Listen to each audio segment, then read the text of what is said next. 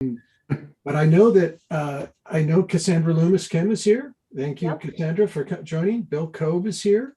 I don't know if there's anybody else. I can't see anybody else yet. I think there's a few more expecting to come in. If you're new to us, welcome. We're going to be doing 4 poses tonight. I'll kind of flip through the reference real quick. In kind of the spirit of things, I thought that Olympic athletes would be fun to do.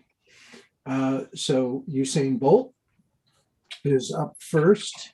And I've been doing this in Studio Bridge, and the drawing session is making sure we draw at least one pose. And I usually like doing the first pose where it's full figure and the feet are hitting the ground. It's just great practice. It makes sure you get your weight transfer, and it holds you to your gesture and all of that. And I just think it's good practice to do that. The next pose is of Simone Biles. And I know that's Winter Olympics, but come on, she's maybe one of the most known Olympians out there for sure. And she'll be back. Michael Phelps. She's Summer Olympics. Is that gymnastics? Is gymnastics summer Olympics? Yeah. Oh, okay. Well, then why did she compete in 2016? Summer Olympics. That's Winter Olympics. No, Well, that's we're we off just a year delayed because a they year? didn't have it last year. Okay, so we're just off a year. That's Yeah. I don't know what I was thinking about there. Okay, so never mind. Remember that thing that happened last year, John? Yeah, the pandemic. We're all mentally blocking it. The reason that thing. the reason we're here, illustration, Yeah. isolation. Yeah. And I've been totally isolated. Michael Phelps, I guess you could say the greatest of Olympians, the most medaled Olympian out there. It just blows me away. 23 gold medals. Certainly the best torso. Oh, absolutely. Yeah. I was like, I saw this and I was like, I can't believe he cropped out the torso. Thank Get God. room for an There's at least 10 more abs. Yeah.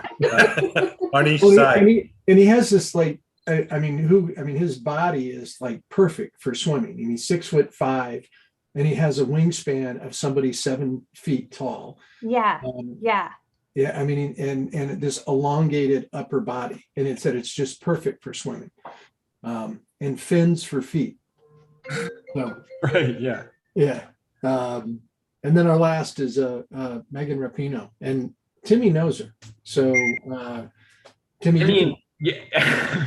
I mean, if you were to say Megan Rapinoe, do you know Timmy Trayvon? She would say no. Yeah, I used to eat lunch with him all the time, right? Yeah, I went to University of Portland, and she went there so she was I have a good Megan Rapinoe story. She was a senior when I was a freshman, I think, and I was on the newspaper, so I was the photographer, and I was often sent to take photos of the Portland Pilots when she was playing soccer there, and my priorities were a little different then. I didn't want to go to a soccer game on a Friday night. And I remember I was at a game that she was playing at, and there was a Sports Illustrated photographer there. And I said, hey, could you just send me a couple of your photos? And the guy was really cool. I gave him my email and I left, and he just sent me a photo. And that week, everybody was like, did you see the photos Timmy took? They were amazing. Yeah, that's pretty forward of you to do that, Timmy. I mean, just think about doing that now. There's no way you would do that now. No, I didn't have much pride in what I was doing then, nor did I have much skill. So I know you're this like really famous photographer and work for Sports Illustrated, but could you send me some shots? Yeah. Hey, I don't have time to draw tonight. Can you just send some of yours in for me? Yeah. Can you do my illustration job for me? So Megan, I was gonna have to Yes. change it for me. so I want to go on the record. She has no idea who I am. Yeah. So first pose. Okay, so we'll get to the first pose, but in between poses, please post your work to Instagram, #illustration isolation. If you're confused what you're drawing, you can always, I'll turn my other camera on. I've been sitting here drawing for the last 20 minutes already, off and on. I will share my other camera and you can see, you'll always be able to see the pose you're supposed to be drawing. So up first is going to be Usain Bolt. And let's get rolling. Oh, and everybody, I just shared I'll share it again just in case you just joined. I just dropped a link to the photo reference in the chat. It's also the same link John had that he just showed. So just follow that if you need the images, and please draw along. That's all the fun. Does anybody know how tall Usain Bolt is? 6'5". Oh my God, because he looks really incredibly tall. But he looks in proportion of his height too, which is Yeah, that's true. Yeah, he's no Michael Phelps.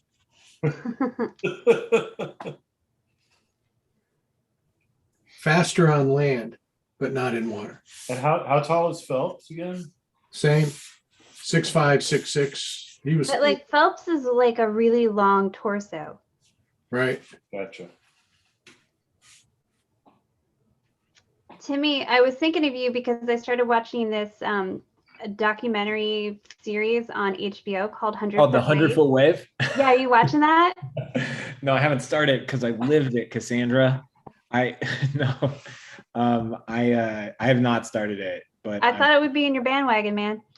I'm pretty excited to watch it because now I'm fully immersed in surfer culture. Well, and just like how hard it is. Yeah, it is extremely difficult, and I did the most like beginner, like calm, chill waves, but it was probably the most.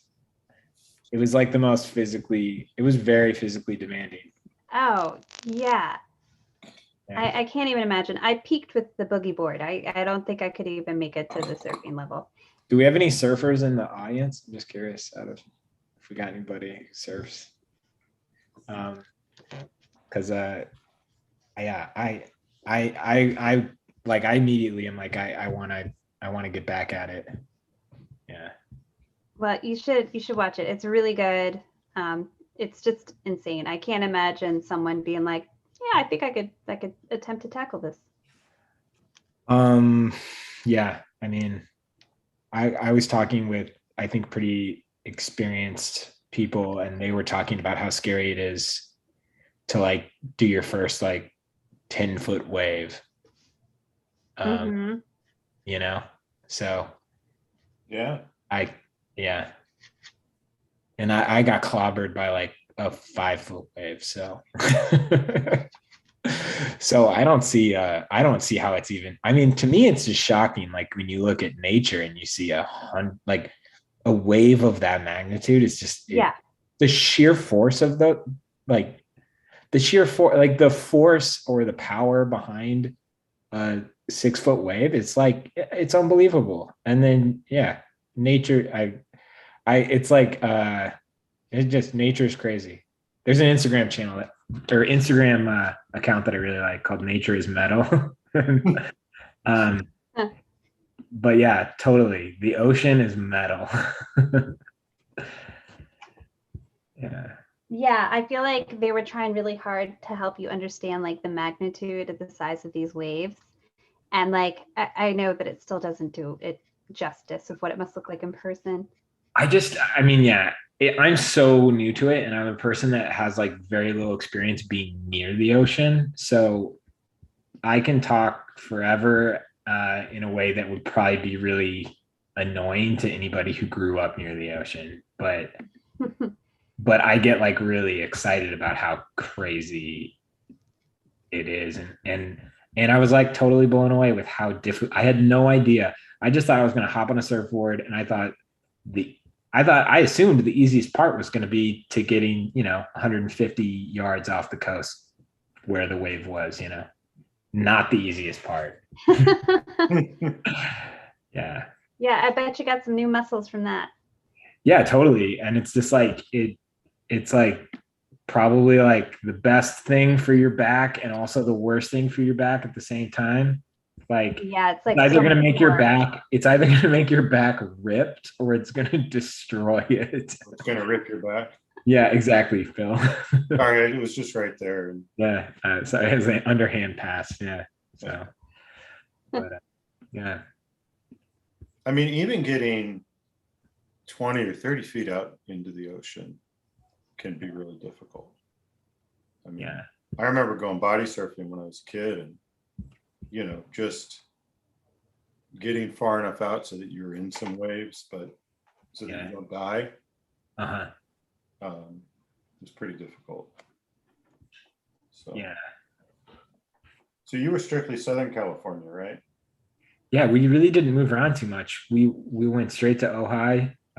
Spent a lot of time in Ventura, and called it Ventura for a few days, and now I'm a total local. I call it Ventura.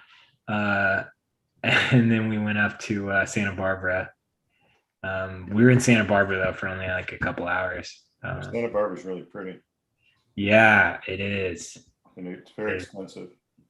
Yeah, if any of you could let me borrow maybe $2 or $3 million, you can visit anytime you want. I totally knew that's the amount you were going to say too. That's so funny. Well, I mean, that's about how much I'm gonna need, Bill, Yeah, for like a down payment. for my down payment on my 1-bedroom apartment. Yeah. Yeah. So, but yeah, how's everybody? I'm glad to be back. Not drawing, but joining the drawing.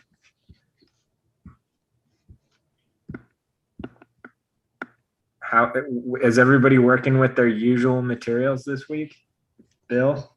I'm doing, I'm laying down some watercolor on top of matte medium, and I'm going to lift off some lights from this. And Oh, fun. yeah, I'm really kind of enjoying it. I've been looking at a lot of Bernie Fuchs' work this week. I tried to do a comics panel, sort of a water-based version of that approach, and I really like it, so trying to get better at it. I didn't even think of doing watercolor on top of matte medium. That's a great idea. Yeah, I saw a demo years ago by Marshall Ayersman. It's on videotape. That's how old it is. And I think I have it somewhere, but he does 3 paintings, one in oils, where he puts oils down on a gesso surface, then he wipes it off. Then he does one monotype, and then he uses watercolor on a gesso surface and does basically the same technique where he's wiping areas off. And apparently Arthur Rackham used this technique a lot with his watercolor, lifting off things. So yeah. Very cool.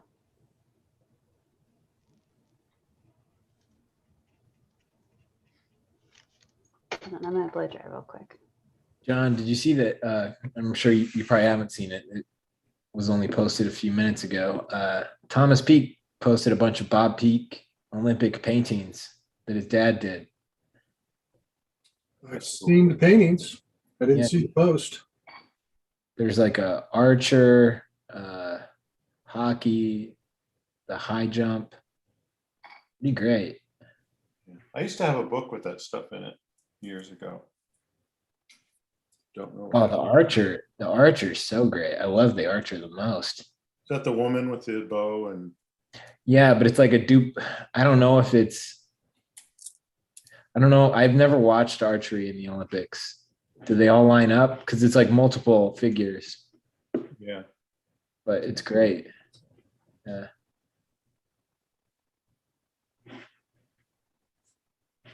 What is everybody's favorite event in the Summer Olympics? Oh, good question. Oh, no. 100 meters. I love any of the sprints. I'm fascinated with them. I'm always fascinated by the high diving. Oh, the high diving is pretty cool.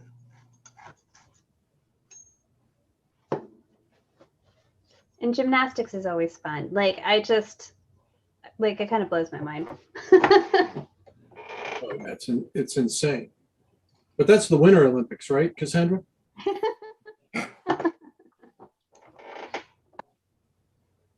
What was I thinking? Your brain is full. You've had a long day. It doesn't take much.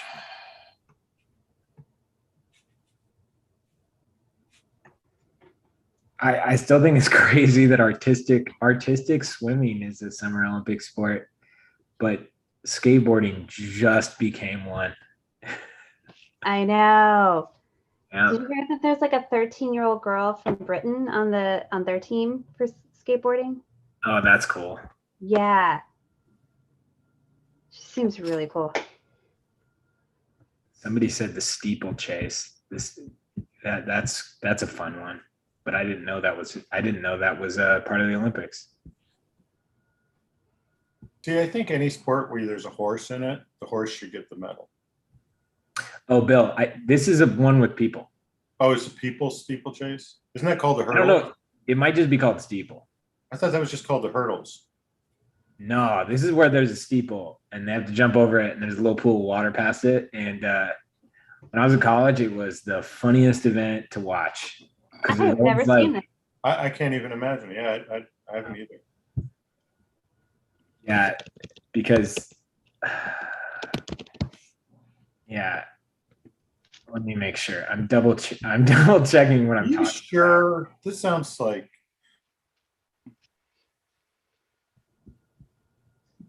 Yeah. Yeah, it's a real thing. It's a real thing. I was like trying to double check before I really went all in on it. Yes, it's real. Sorry. I was like, it was a foggy memory of mine because I hadn't thought about it. I haven't thought about it forever. so. There's people and water and Yep. And I saw it a lot where it was always interesting because you could tell, and I saw it at a much more a much less competitive level, but where people would get, you could tell it was their first time running it. And so instead of leaping over the steeple, they would step up onto it and then jump over the water. It's like, and then like right next to them, there's this athletic stride going past it. But it is, I mean, people really bite the dust on it. It is a obstacle course. huh. I like love the obscure ones. It's always hard to be able to see when they're on. Yeah. But like the one in the winter sports where like they have to ski around a loop and then they have to shoot something and like it. I mean, did you ever see that one? I know what you're talking about. I don't know what it's called. Yeah, it's just stuff like that where that's an old sport that's been around for a while.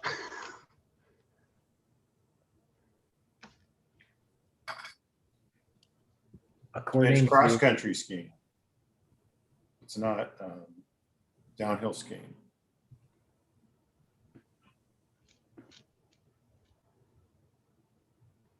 Now, obstacle courses like that hasn't officially become a sport yet, right?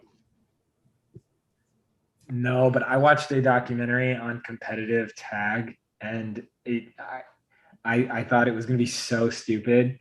And I immediately was like, this should be an Olympic sport. It totally belongs as an Olympic. It's basically somebody came up with a way to make parkour like a game. Oh my gosh. Is really, that's what it is it's parkour. Yeah, exactly. Did you say tagcore? Parkour. Did you ever see that Office episode? Yeah. No, hardcore parkour. Yeah. Yeah, no, competitive tag is great. There's a really fun documentary. It's about these friends that started it, and it's like, it's really impressive. It's short. It's like a 20-minute video, and I think it was like Vox Media did it. But yeah, they set up like an obstacle course in their backyard, kind of like what you're talking about, and they are like, it's this competitive tag. It's really great. Do they have to? No, that's hide and seek where they count to 10, I guess. Yeah, it's not competitive hide and seek, Bill. Oh man, that just screwed up my drawing. I started laughing. That's Feels actually Feels like more I than think the Monty Python, I think. yeah, I think I'd be pretty good at competitive hide and seek. Yeah, I think sport climbing is going to be amazing. That's going to be Oh yeah. that is going to be really engaging to watch. Sport climbing. Yeah, Well, I'm just excited to watch skateboarding too. I think it should have been in for a while. yeah, that's going to be amazing. I think we had already talked about this, but because somebody was like, I bet Tony Hawk is just kicking himself right now that he doesn't get to be part of it. And he commented on it and was like thrilled for it, which is great. Yeah, I think he's actually going he's to be an announcer. classy, Maybe. oh, he's a classy guy. Oh yeah. Yeah. He's a great emissary of that whole sport movement, the whole thing. He's a smart guy too. Well, and he figured out how to truly make it a living. So, I mean, talk about taking your passion. And I bet nobody thought you could be a professional skateboarder before Tony Hawk. Just imagine that conversation with your parents. Like, what are you going to do when you grow up? I'm going to be a professional skateboarder. Well, Okay, what's your fallback? illustrator. Yeah. I know I've been a part of some of those talks with families trying to explain that you could make a living at this. And to most people, it's just as strange. Mm-hmm. Which, Man, I need you to talk to my family about that. well, hopefully we're, educating people about it, making a difference. Yeah, absolutely. John, are we coming up on 20? I didn't set it. Yeah, let's go another minute. Okay. Gosh, I feel like I just barely. This is a tough one Oh yeah. to get warmed up on. And I probably drew on it it's off and on, but probably about 10 minutes before. And I'm not done either. So I think my Usain Bolt's only about 5'6". I have a Summer Olympic sport question, or just observation. I didn't realize that water polo they were actually treading water until recently. I thought it was just a bunch of people standing in a pool.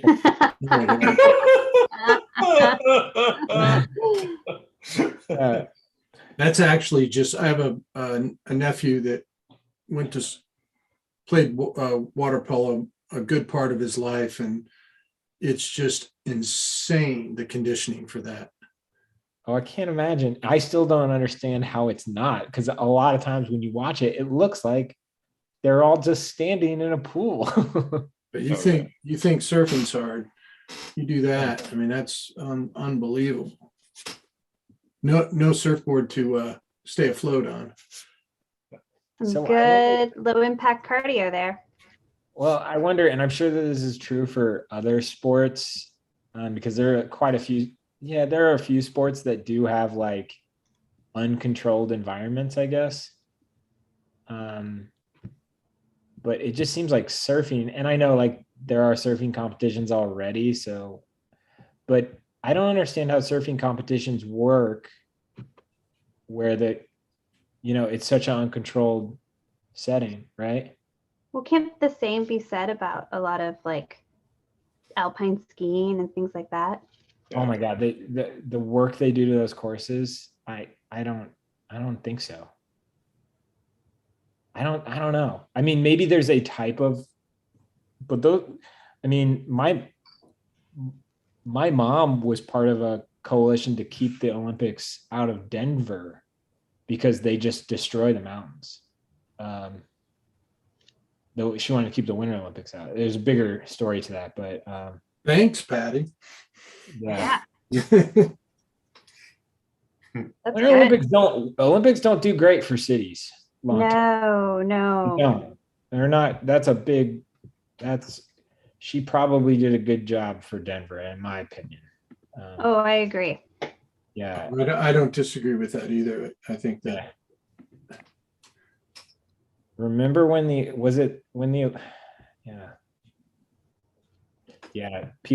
apparently it's just surfing for competitions. They just have better patterns.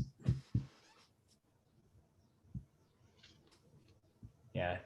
People have chimed in.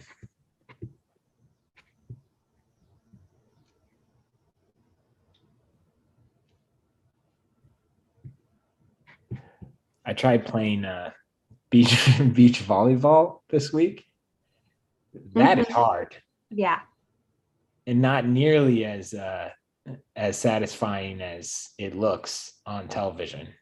You didn't feel like the guys in Top Gun? No. It was like if we got more than 3 volleys, it was like everybody cheered for the whole group. Did you hear about the women's Norwegian team? No. Yeah. So, okay. They got fined because they wore shorts and not high cut bikini bottoms. That's stupid. And they were like, yeah, those outfits don't make sense and don't in any way help us be good athletes. Yeah. And then they just did a group photo of the men's team next to the women's team. And the men are wearing like board shorts and tank tops, and they're supposed to be in these tiny bikinis. So they, where they were supposed to arrive, they switched to shorts. And so then they got fined by the U.S. Olympic Committee for not dressing appropriately. Or dressing inappropriately. Like, yeah, for dressing. You need to be much more inappropriate in your dress. It's ridiculous. It was ridiculous. And I'm like so proud of them for standing up and just being like, look at this. Let's talk about like how messed up this is. So yeah, go Norway. That is really messed up. Okay, we thinking about the second pose? Yeah, I think we should. Everybody post your work. Use the hashtag illustration isolation and at Visual Arts Passage. I'll drop it in the chat. But post it now. Don't wait until the end. You won't have enough time. And we're going to check out all the work at the end. So don't forget. Yeah, and it's always great to see what everybody else has done. Yes. Okay, I'm going to switch, but I just wanted to put yellow in real quick on this. Don't know that it's going to help. I know. I keep saying I'm done with this, and there's like, if I could just do this. Well, just so you can like see his hand.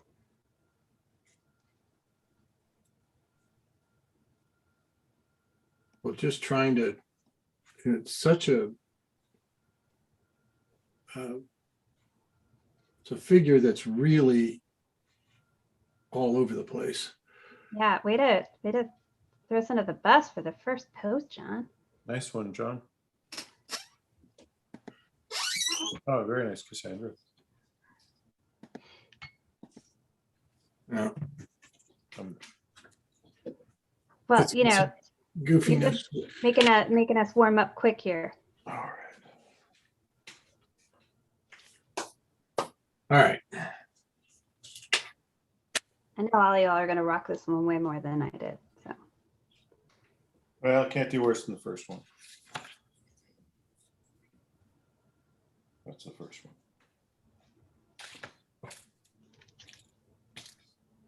All right, I'm stopping. I'm moving on. Okay, what are we doing here? Did you see the picture of Simone Biles standing next to oh gosh, was it?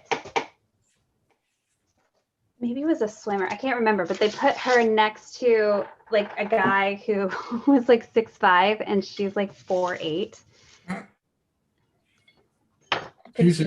She is listed at 4'8". Yeah, I saw that. Tiny beast that can flip in ways I didn't even know was humanly possible. I have a very good friend whose daughter made the Olympic team. Wow. And injured herself real badly. Oh no. Timmy, that's Steve Radcliffe's daughter. And she ended up going and being like the premier gymnast at University of Oklahoma. I mean, she did it when she was like 15, and then she got injured, and of course, that was it. But Natalie was just being around her as a child. She would just do things that you were like, were insane. You know, we'd get out of the car, like going to eat dinner somewhere as a family, a group, the two families together, and she would like do a handstand and walk on the, just walk down the curb on her hands when she was like 6 and 7 years old. That's cool. It was just an amazing athlete. Yeah, like that's like a warm up when they're hardcore gymnasts. You just walk handstands in the laps. Her father, who was a real serious athlete too, was a college wrestler and football player at the University of Wisconsin. And he said he has never seen anything. Wrestling's a really demanding sport. He said, I've never seen anything that even comes close to what my daughter goes through for gymnastics. He said, it's just insane. She had to train 3 hours every morning and 3 hours every evening for like 7 years. Wow. And she would very seldom get a day off. My mom was a very competitive gymnast. I didn't know that. Yeah, she also won. She was a state champ swimmer in Colorado. Wow. Yeah. That's amazing. Yeah. I'll test if she's listening.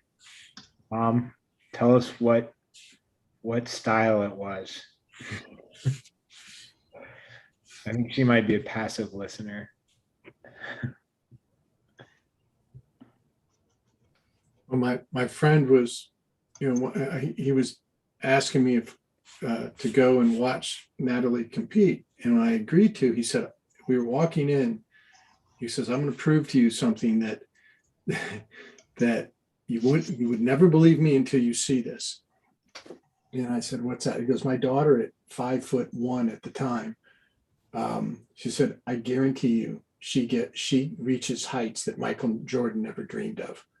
And I was like, yeah, right. And then I'm watching these girls and he's showing me, he said, imagine like when they're tumbling and they get the forward momentum and then they go off the ground. He said, it may not be her hands, it might be her feet, but she's like 15 feet in the air. It's insane. And and not until I saw it did I really understand.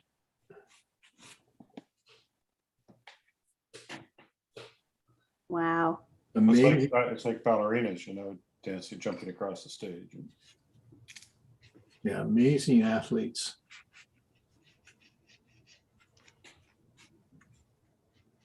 And they do it all under such pressure, which is, think of the pressure that gymnasts, like you make one little move or you step on a line or A wobble.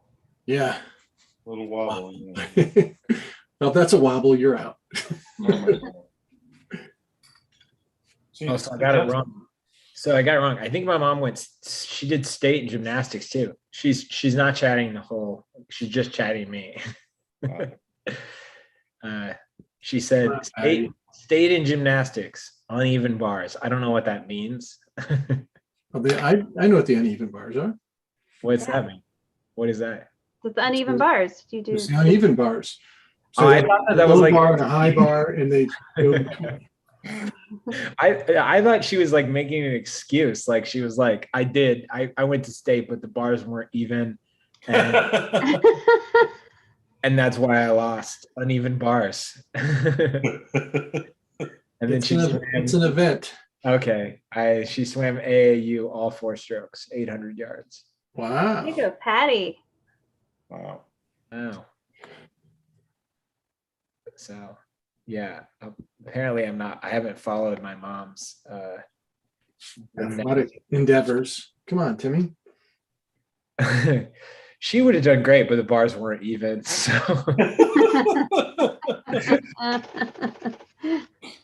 very Really promising. showing your gymnastic knowledge tonight. Yeah, very promising career had only the bars been even.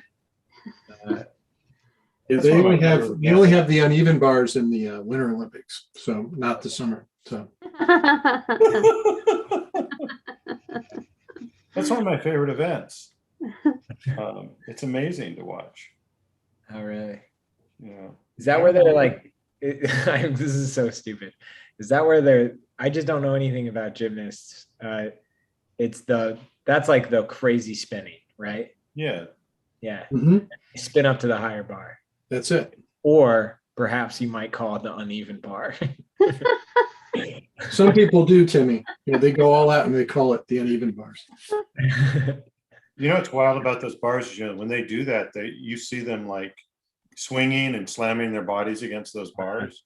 Those bars are made out of wood Oh my gosh. and they're hard. Yeah. But Yeah. It's pretty crazy. Yeah, when Bill competed, that's what he did. He competed in women's gymnastics on the uneven bars. So, I'm gonna keep Only those bars have been even. You would have been so much better. Did you guys see this video? It's like all of the moves that have been made illegal because they were so dangerous. And it shows like all these moves from the 60s and 70s and 80s, like that can no longer be done because they're too dangerous. Oh, really? Oh, It's insane. It's insane. I listened to a podcast about that with it was about the backflip in figure skating. Oh. The backflip was out against the rules. I don't know if it is now. I'm going to continue reading what my mom has messaged. She goes, I was in the gym 3 hours a day, and that's why I missed out on being a hippie in 1969. Yeah. Oh my God. Your time was well spent, Patty. Yeah. Yeah. You know what's funny is photos of my mom from that era. She looks just like Shaun White, another Olympian. So they have the exact same hair from that. It's so funny. Is it red? Oh yeah, bright red. It's fantastic. He finally cut his hair, I think.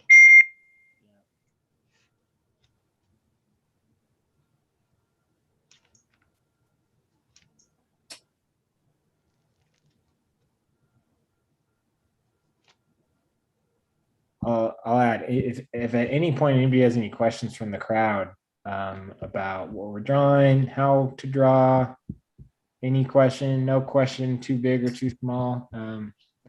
If not, we're probably just going to keep talking about the Olympics tonight. Oh, Timmy, there's a question in the Q&A area. Oh yeah, let's see it. If you are posting your work tonight, be sure to post it. If you want us to view it, be sure to post it as a post. That's the only way we can see it in the like the hashtag section. We will see it and we'll share it if you share it as a story or something like that. But I would really like to see it tonight. And I don't think stories show up in hashtags. If somebody wants to test that out, that would be great. But you might miss out tonight. If somebody could do some recon and let me know. I will. I always post in my stories because I never get to post this till after anyways. So I I'll think try. stories show up in that, you know. I don't know why, but I'm not sure. So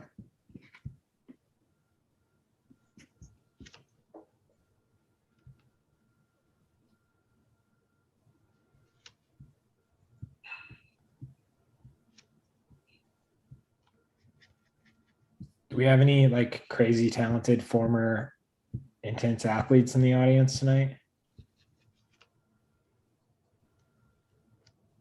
Well, I mean, Or Olympians? Chuck Todd says his Olympic event is hanging out at uneven bars.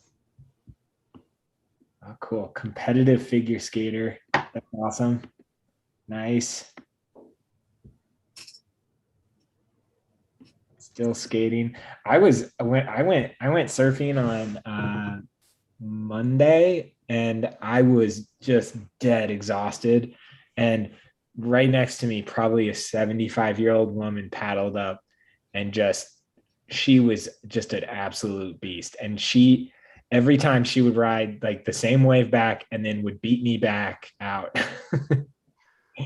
And she was like smiling, and I could barely catch my breath. It was so impressive. And then when I got back to the beach, Gianna was like, "Did you see that woman out there? She's amazing." Yeah, I saw her. Yeah, I saw her. I think she's shoving it in everybody's face a little bit. And she's A probably little telling her showy. friends, A like, little showy. I saw some 30-year-old guy, and he kind of kept his own, a little bit, but Timmy, you'll get a kick out of this. And when I was 40, I ran my first marathon, and my wife and my kids were all going to come watch me finish. And my father came with my wife to watch me. And afterwards, I love what he said to me. He said, "Man, I am just so impressed that you were able to can finish that and get through it and complete it and do the whole thing." Because the only part that wasn't very impressive was the 68-year-old woman that beat you. That passed you right at the finish line. Right. In one her age bracket. And I was like, "Thanks, Dad." Oh, wow. Yeah. Like you're swelling with pride, being like, "Oh, my dad's so proud." Yeah. I should have known better. I knew it had to be a backhanded compliment. So, It was coming too easy. yeah. Yeah. The first race I ever ran, Timmy, just it was like a 5K. No, it was a 10K. And there was a 5K at the same time. And it was the bridge run in Kansas City. You run out about the airport, you circle around the airport, and you go over the Broadway Bridge, and you end up back in the what do you call the market, the city market. And an elderly man, he had to be in his 70s, and he was wearing like Keds tennis shoes to run in. And I could hear them like whap, whap, whap, whap, whap, whap on the ground. And I thought, okay, well, I'm just going to get away. This guy was really bothering me, the noise. And so I took off, and he only ran the 5K. And then I ran the 10K, went around the airport and came back. And then when I was coming over the bridge, I could hear that whap, whap, whap, whap, whap. And the guy was catching me. I just remember thinking, I have to beat this guy. I have a lot of friends who have run very, very competitively, and they told me about how they would be in races, and to get in somebody's head, they would just run as close as they could right behind the person to give them the sense that they're about to get past. Yeah. And there's just this, but they just never pass you. But if you're trying to pace yourself, but you're running as though, oh, I'm about to get past for like 10 minutes. It just destroys you mentally and physically. Yeah, because you're trying not to get past. Yeah, but it just never happens. And then eventually they pass you, but it's pretty great. And I'm assuming that there's a little bit of drafting going on. Yeah. Just stretch it out as long as possible. Yeah, it's really brilliant. Kind of cruel. Oh, yeah. It is. It is. It's a mental game. Well, it's sport. Yeah. Sports can be hard. Yeah.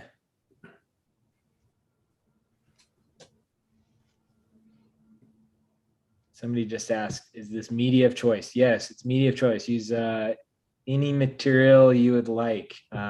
We've had artists use duct tape before. It's Somebody quilted and it was amazing.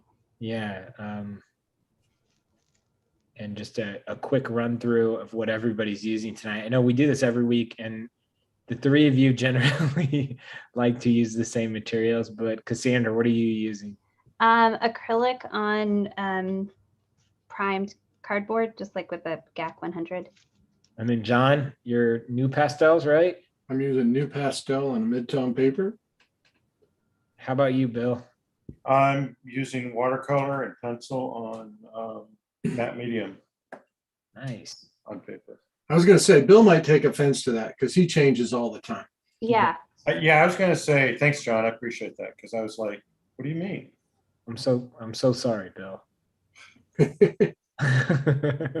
Shouldn't you be in California getting your ass kicked by some like old lady on a wave or something? Yeah, exactly. Some rattlesnake on a wave somewhere. Yeah, exactly. Exactly. I had money on, bit by rattlesnake, fall in the ocean, riptide shark. Honestly, you know what, Bill? I Cassandra's like lecture to me about ordering rubber boots because of the rattlesnake sighting. Yeah. The tone at which I responded to her and how I clearly treated as though that was an absurd suggestion. As soon as I was off that call, I was like, I'm definitely getting bit by a rattlesnake. I was like, I am manifesting it. It's going to happen because of what I just did. And I was thinking, if it happens, I'm going to text a photo of the bite to the group. Yeah. So my name, Cassandra, is like, it comes from the Greek tragedy with Troy and everything, but it means unheeded prophetess. So it gives me so much, I feel like I have the right to say I told you so, because like the whole story of Cassandra, she told everyone about what was going to happen with Troy and no one believed her. Right. So the joke in my family is always like about like, oh, Here it comes. are you sure you want to make that choice? And then it'll happen. And then they'll just be like, don't say it. Don't say it. Had I known that, I definitely would have ordered the rubber boots. But you were fine. It was just more of like, you were talking about it. You were nervous about it. So I just wanted there to be an easy solution for you, but you were fine. If I had the rubber boots, I would have. It's just in my nature. It's how I function. Cassandra, my name doesn't mean that by any means, but my wife does call me a omnipotent one every once in a while. I like that. Yeah.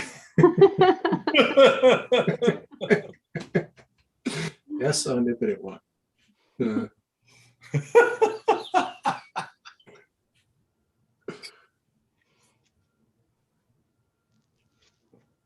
Deserving so.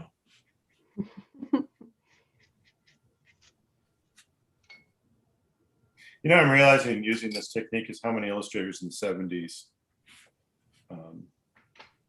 Use that technique. use this technique. Yeah. Lots and lots and lots. It's cool. It has a lot of character. I like the texture it's giving you. Thanks. So, John, I don't know what's going on with your clock, but my clock just went off. Do you have some time, or do you want to add an extra minute? Yeah, I need another minute. See, what I've been doing, Timmy, for each pose, like the second pose, Yeah. because we talk so much and goof around, we go, I just want to be starting the third pose right at 7 o'clock. Okay. And that gives us 2 20-minute poses with time to talk about it at the end. So we got, two or three more minutes. Yeah, I assumed that you were just going to be like, since you left, what we do is we do We do two 40-minute poses. Yeah. And And then our last pose is a minute and a half. Since you left, we changed the rules, and Yeah. rules are there are no rules.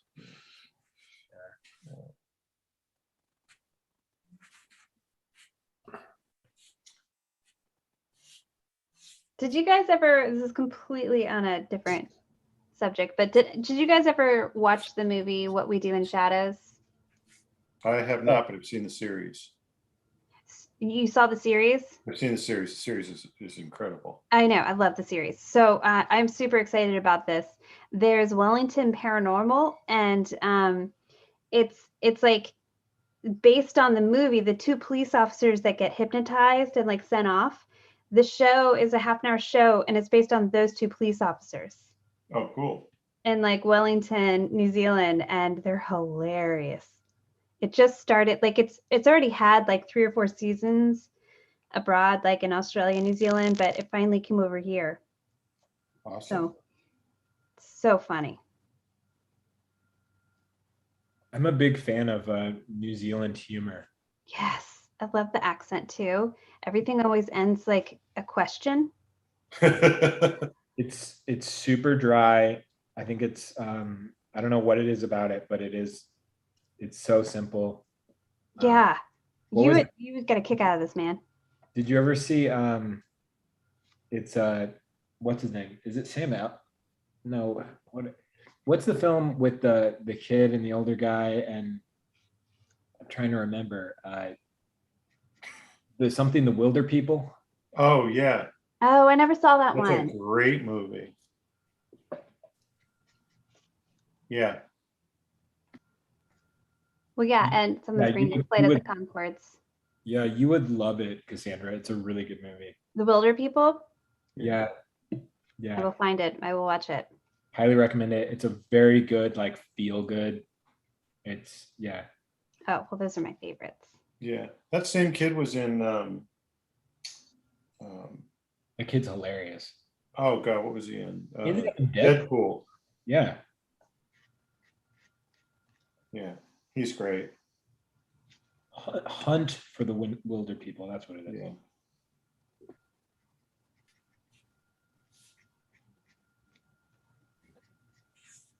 I just say Simone Biles has amazing skin. I'm very envious.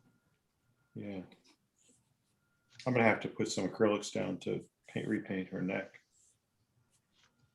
It's all water stained. Messed up.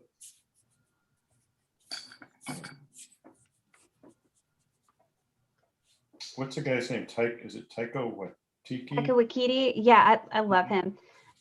He did the Thor Ragnarok, and he's doing the next Thor. And yeah, I did know he directed Hunt for the Wilder People. I haven't gotten to it. I don't know why, but I need to, because I know I'm gonna love it.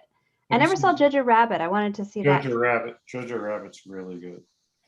It's parts of it are really sad. So, Well, yeah, the setting for the movie. yeah. And he's in it. He plays Adolf Hitler, or a sort of Hitler-like character.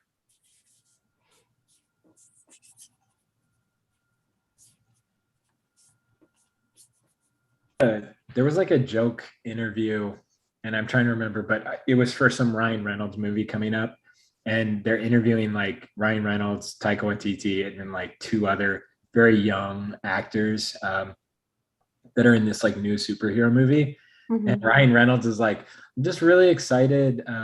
It might have been a promo for Deadpool or something, but he's just like, I'm really excited to finally be in our, like, Taika and I, this is our like first superhero movie, and we're really excited about it. And one of the kids is like, weren't you guys like, didn't you guys do Green Lantern? And they're like, no, you must have us confused. And they just completely tried to deny involvement with Green Lantern. Yeah. No. Yeah, that was really bad. Yeah. That was one of my favorite in jokes at the end of one of the Deadpools. He goes back in time, And he kills Ryan Reynolds. Right. Reading the script to the Green Lantern. Yes.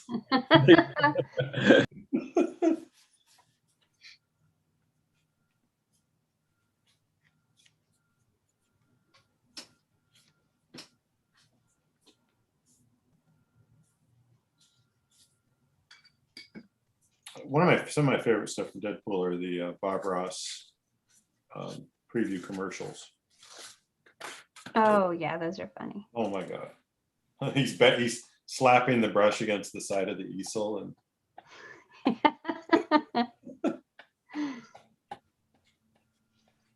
some things are just so stupid you've got to laugh at them. Oh, it's just entertaining. All right. Well, I think we got to start drawing the third pose. All right. Post your work, everybody.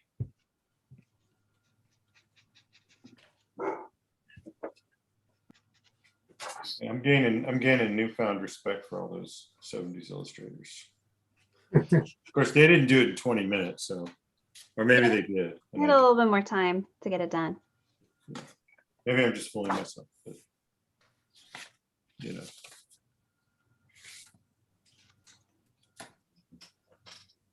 All right. Oh.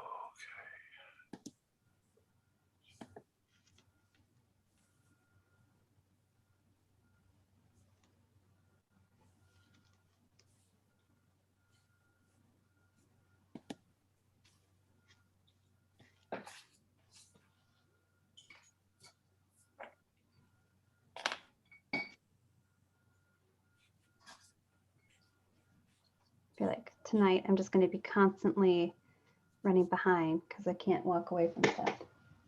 Oh no.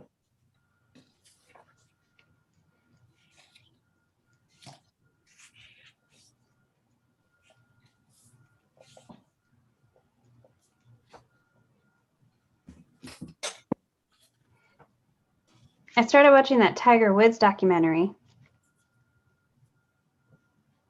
Oh, I haven't heard of that. Yeah, it's just kind of like how the rise of him into stardom and kind of just the struggles that he has. And it, that's a tough childhood having to be like a prodigy. Yeah.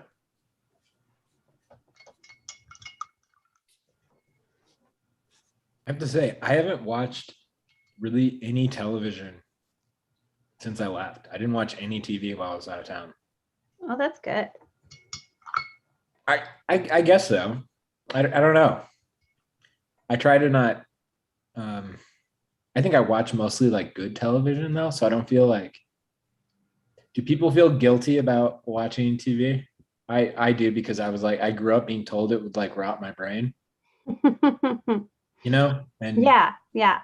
But like I kind of think that I don't know that I necessarily buy into like TV being less of a experience than like reading a book, unless I get like if your only television is like How I Met Your Mother, I guess I would be like, okay, but I don't know.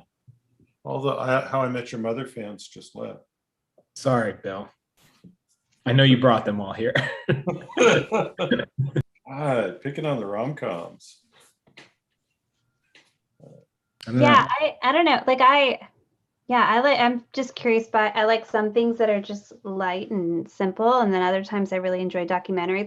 But I watch a lot after my kids go down, and my husband and I just kind of decompress, and like I crochet and watch TV.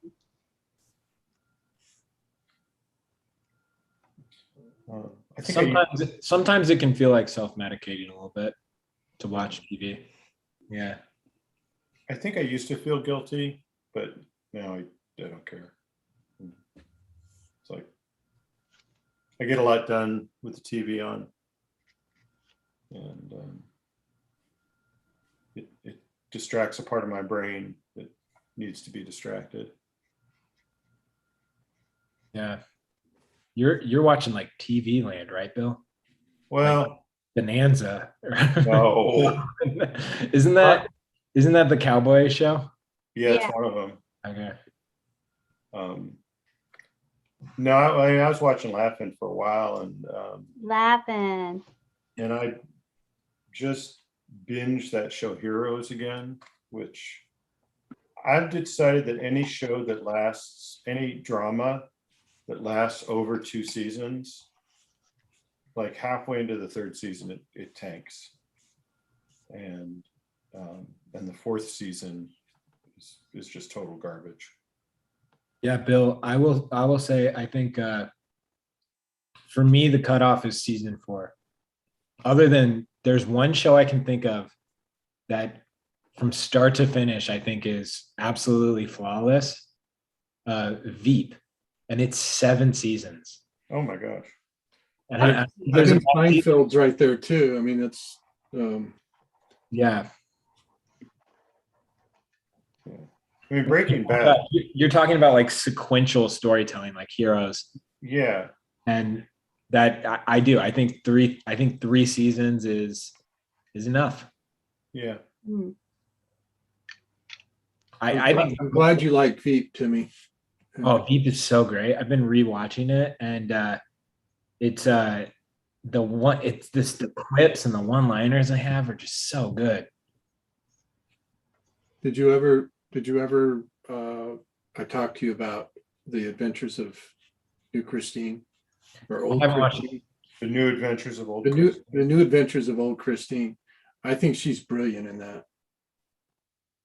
that's next on my list. She's fantastic. Yeah. Quick question. Someone wanted to know what's the best way to draw the nose for Michael Phelps? Measure the distance between the forehead and the hair and the nose, and I don't know. Measure it.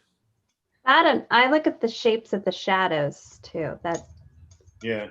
neat gauge. I think somebody asked that question before. That's why I was laughing. Was make sure you put it in the right place. It goes in between the eyes Ugh. and the mouth. It is the most voluminous part of the face, and you got to get it right.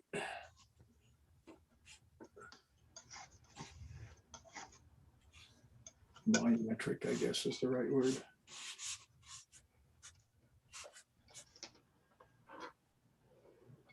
I've been watching the original Star Trek again. And I like to be able to jump around to different episodes, so I can pick and choose which ones I want to watch. And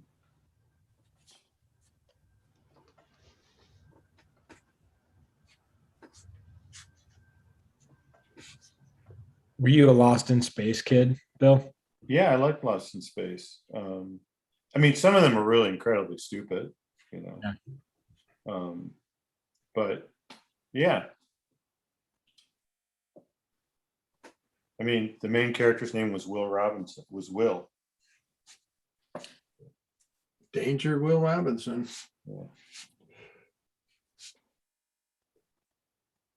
And the robot.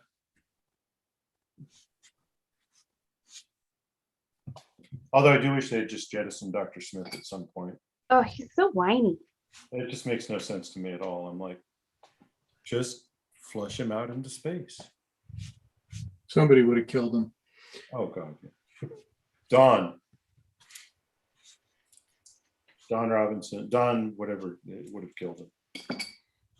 And his name was Robinson. The dad. No, the pilot definitely would have killed him. Did you guys check out the reboot? I think it was on Netflix. Yeah, I saw that. Andrea, are you talking about like the 1997 reboot? Oh, Oh, the movie with Matt LeBlanc. I was just that's all I know of it. That's like my experience with Lost in Space is the Matt LeBlanc version. It's terrible. Like, I don't think I ever actually saw it, but I just remember Matt LeBlanc was in it. But I'm trying to remember who else was in it. Heather Graham and What's Oh, that? yeah.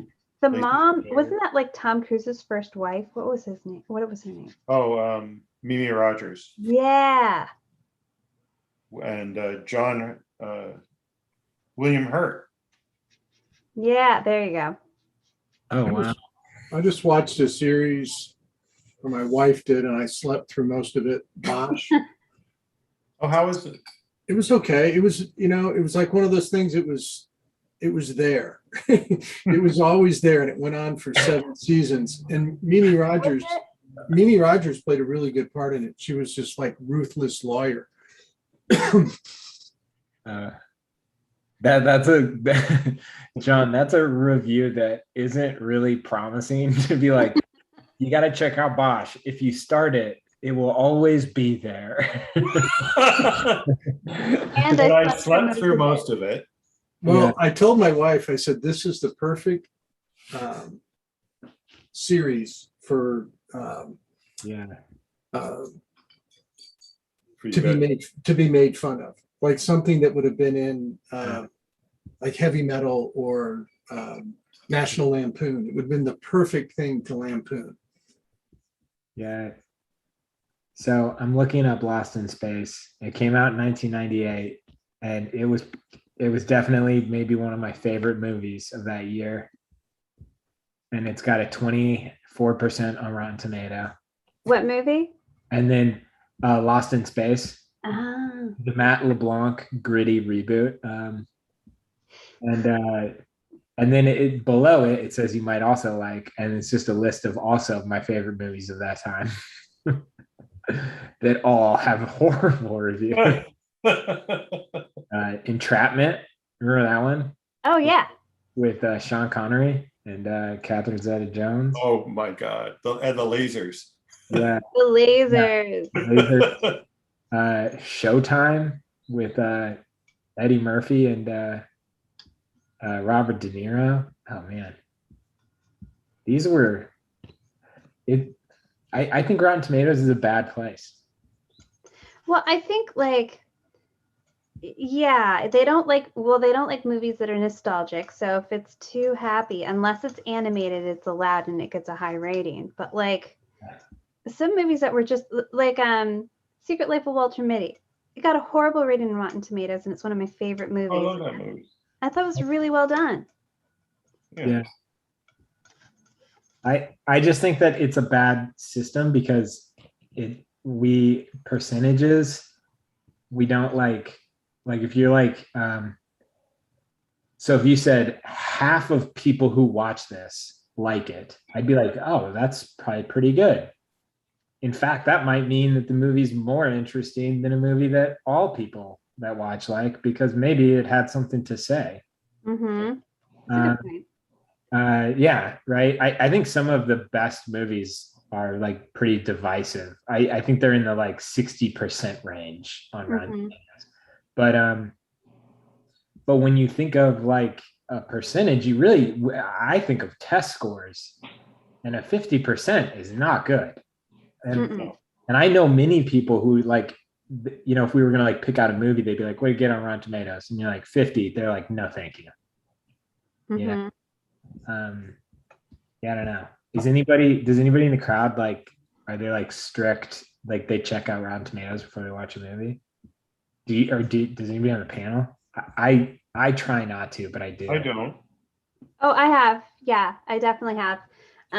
But I'm always just kind of curious. Like, we're curious what Rotten Tomatoes says, but it doesn't necessarily stop us from watching it. Or sometimes we'll watch it and we're like, oh, I really liked it. Oh, let's see what Rotten Tomatoes said. I bet they didn't like it. Yeah, well, you know what? I'll read the reviews, and if the reviews are like, I don't know, like I'll read the reviews for like the new Fast and Furious movie, and they're like, if it's basically like this movie's garbage, it's all explosion and action scenes, then I'm like, okay. I'm in. I don't know if that was a negative review or a positive one, but yeah. Yeah, no. Somebody just said, didn't realize Rotten Tomatoes was still a thing, which makes me feel like I'm out of the loop. Yeah. Bill, How far along are you in the FF franchise? Oh, let's see. I think I've watched half of them. Okay. For those of you who don't know, I've been coaching Bill through the Fast and Furious franchise. I think 5 is my favorite. Yeah. I like 5. My favorite one is when they drive I think it's, I don't know which one it is, but it's the last one with Paul Walker. So I think it's the 6th one. And they drive the car. They're in Dubai and they drive the car from one building to another building. Oh, yeah. Yeah. Highbrow cinema. Well, it's funny. It's like, I think you can be forgiven for having lowbrow tastes and having highbrow tastes, but I don't think Rotten Tomatoes likes middlebrow stuff. Stuff that is popular that, but is not necessarily great stuff, but it's not really bad, or it's not really, like if you like underground comics, that's kind of a lowbrow thing. And if you like paintings and galleries, it's kind of a highbrow thing. But like, I've been discovering that I really like, there's this artist named Joss Shagland, whose work is called Shag. And it's very kitschy and very graphic and fun. And I like it a lot. Yeah. And I would say it's sort of middlebrow. Yeah. Tony Rodriguez and I were talking about this. I don't know if it was before a lecture or I don't think it was here, but it's just like, man, if you enjoy it and if you like it, like why deprive it? I mean, that just sounds, it's like more power to you. Like, Right. I mean, I do think that, there is junk food. There's visual junk food that, but I don't know. Everything's good in moderation. I like junk food. Yeah. Well, it's like the LA art scene, there's some stuff that I really dislike. Yeah. And there's some stuff that I like. Yeah. Yeah, totally, Bill. But you know what, like what I think is I can understand somebody explaining to me why McDonald's is not good for me.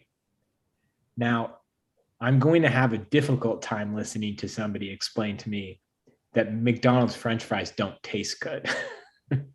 Right. Right. Yeah, I get what you're saying. Yeah. Right. Yeah. I mean, I don't think I'm ever going to eat McDonald's again. Sure. Regardless of the French fries. But it's not because the French fries taste bad.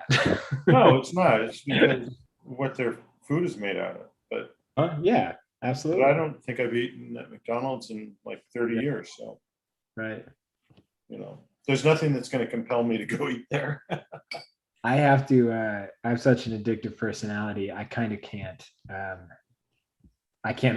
Like, I can't do. I actually, like when I first started dating Gianna, we went to a drive-through, like a fast food drive-through, and I didn't know how to, like, I just never did drive-through food. So I was like, I didn't know the deal. Like, I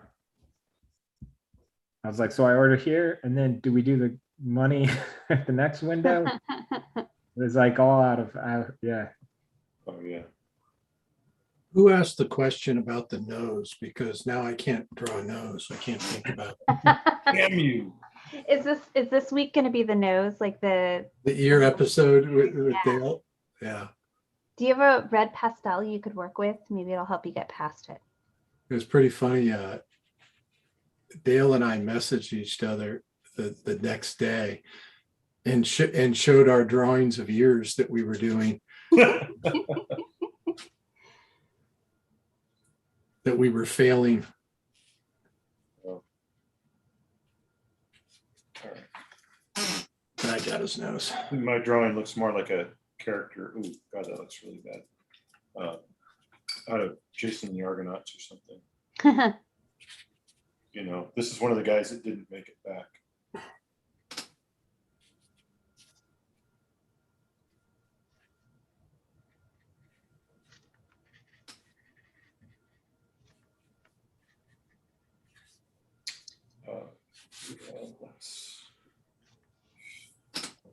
That's problematic.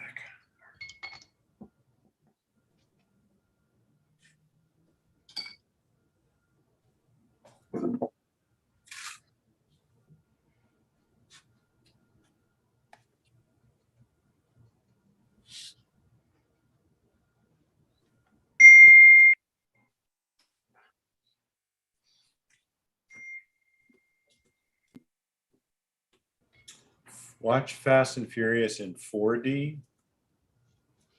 What the heck is 4D? I don't know. What is 4D? I mean, like they spray you with water while you watch it or something. I don't know. Is that like smell-o-vision? Yeah, smell-o-vision. Like 6-minute apps. It's with seats. Oh, 4D is where the seats move. Oh, okay. I think you gotta live in California for that kind of. We don't have theaters with moving seats. That's some fancy view in there. Yeah, exactly. Yeah. My brother just sent me a link to a T-shirt that says, "Skateboarding is a crime, not an Olympic sport." And the Olympic rings, 2 of them are handcuffs. I really I think it's pretty. I like the sarcasm.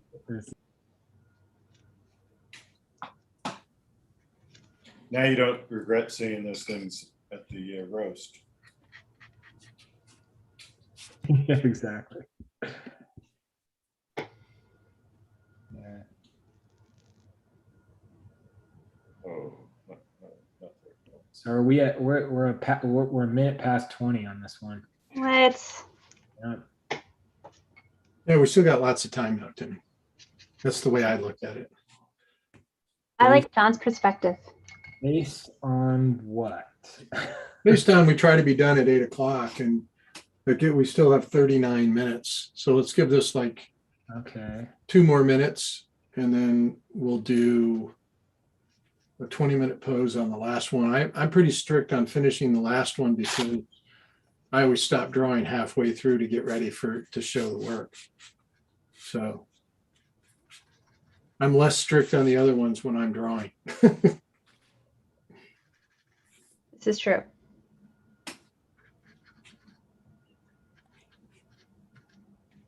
So I was gone a few weeks, and it sounds like the clock became a suggestion.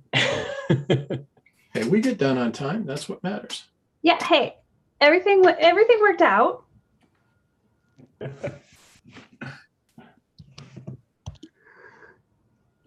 We didn't burn the place down. Right.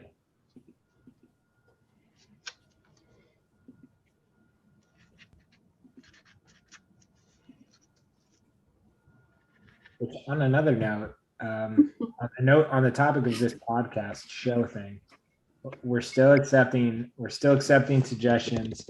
Put the email in the chat. Somebody just said John runs a tight ship. I do.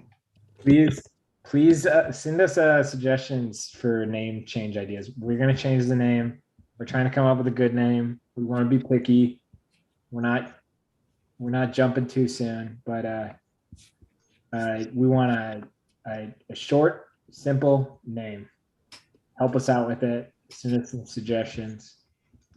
And if we choose your name, we'll let you in for free. Yeah, we'll let you attend for free as long as it's still going. Yeah, and you can always invite a friend for free too. Yeah.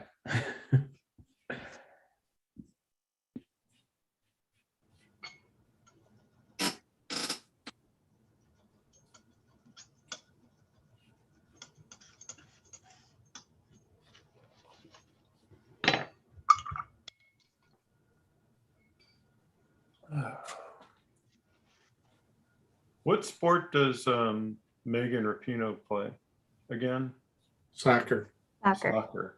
Thank you. I just, I'm showing my complete ignorance to sports world. Hey, that's okay. I was going to say boxing, but Thanks. I would have, sure. she looks like a boxer.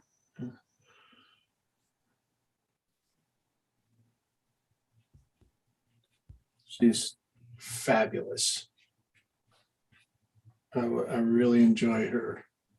The times I've listened to her talk, good person,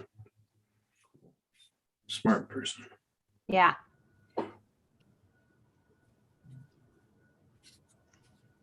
Senator, that's looking really good. It's fantastic. I like the way the shadows kind of in the shoulder and the chin sort of blend. Oh yeah, I haven't gotten to the beard yet. Oh, I think it looks great. Just, you know, that lost and found kind of. Thanks. I'm like avoiding this mouth. I would say just leave it out. No, you got to put it in because I just drew it. It's hard. I didn't really draw it. I just kind of indicated it.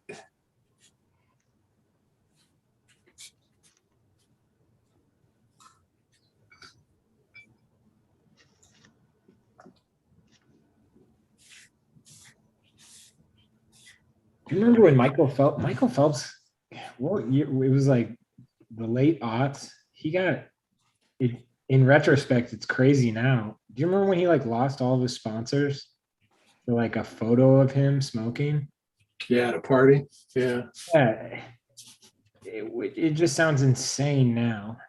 Yeah. Yeah. It was like, yeah, that was wild. I'm looking at like young photos of him. He has really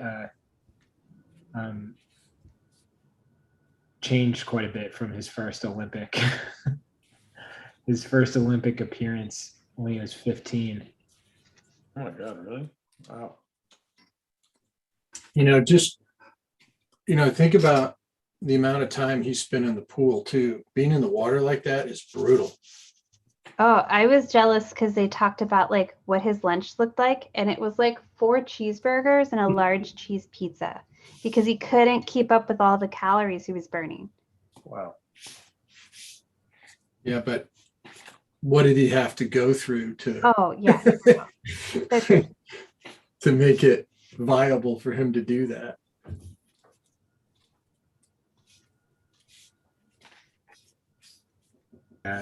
That's better. Yeah, these athletes are on like minute by like he probably knows the schedule of his day down to like 3 minutes. Well, and even like the exact amount of sleep that's required, like all of that is figured out. Yeah. Like I was watching something, and I think they were training for cycling or something, and they were talking about how the room has to be set to a specific temperature, and they had like an extra AC unit to just make sure that the room was at the accurate temperature to sleep in. Wow. My wife does that. I just say the colder the better. Oh my gosh, yeah. That's my wife. Yeah.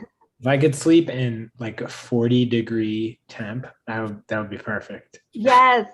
Yes.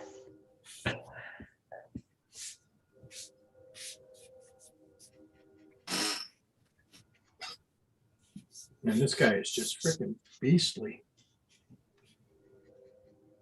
Yeah.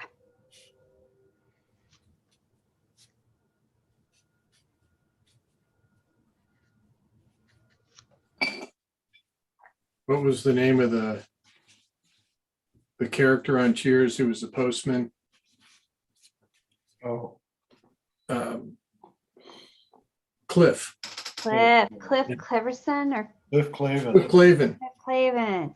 Cliff Clavin walked in one day. Somebody was describing, says, man, this guy was in here, was just this, describing this really macho looking guy. And his response was, he looked at him, he says, kind of a big strapping guy like myself. I just thought it's just stuck in my brain forever. It was just such an unexpected response. Remember the Jeopardy episode? No. No, tell me. He was on Jeopardy and he was winning. He had like $35,000 or something like that. And, you know, the nearest person had about $3,000 or $4,000. And I forget what the question was, is that it was like, what did these three people have in common? You know, I forget the three famous people. And, you know, they get down to the end and one person gets it right, the other person gets it right. They win a little bit. And Alex Trebek turns to him and says, well, Cliff, this looks like a runaway. So unless you've done something really dumb like bet it all and got the wrong answer, you won. Which is exactly what he did. Needless to say, he did not win, right? And his answer was, you know, three people who've never been in my living room. And he contends that that was the right, the true answer.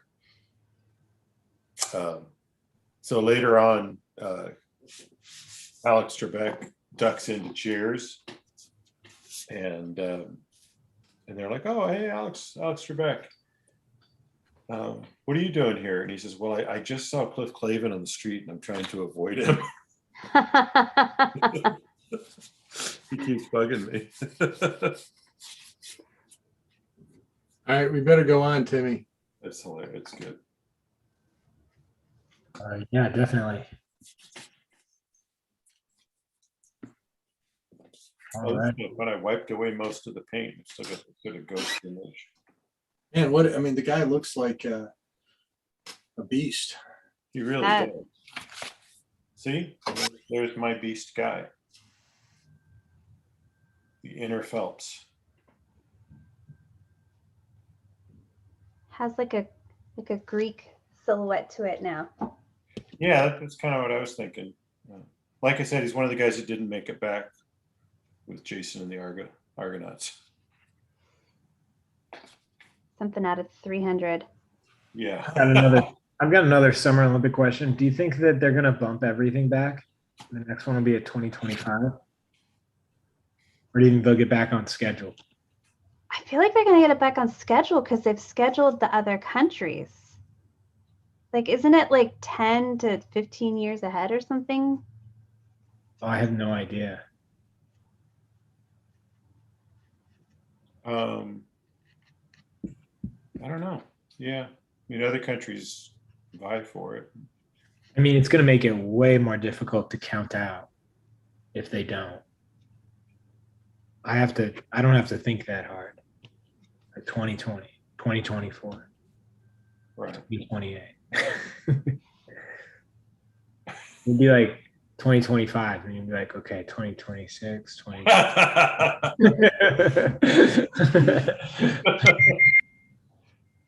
Deep Thoughts by Timmy. I mean, if I was on the Olympic committee, that would be argument number one for getting back on schedule. Even numbers are easier to count out. Yeah, it's just much easier. And yeah.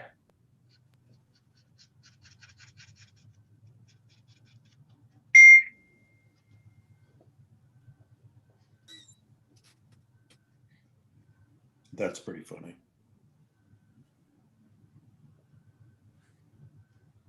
Are we supposed to be on the new one? I'm sorry, I already lost That's track. what Yes. I'm Yeah. on the next one. You're running out of time, Cassandra. Dang it.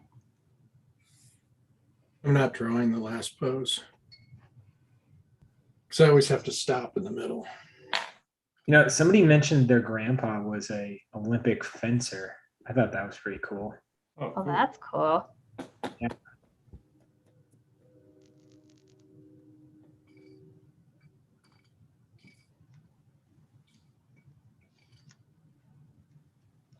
Seems is fencing a dangerous sport, or does it just look like it?